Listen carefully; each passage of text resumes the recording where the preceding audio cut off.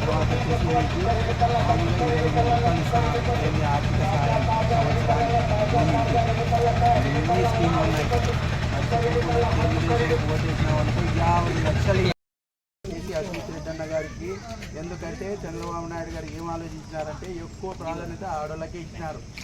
Super 6 అని పథకాలు పెట్టినారు. ఇది వచ్చేసి ఫ్రీ బస్సు.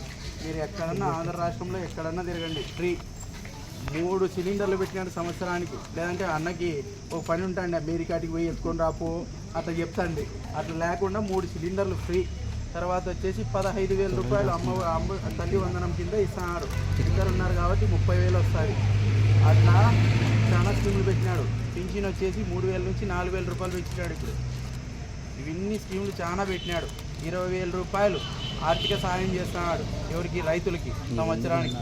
మీకు భూమి అంటే ఆడోళ్ళకి ఎక్కువ ప్రాధాన్యత ఇచ్చినారు.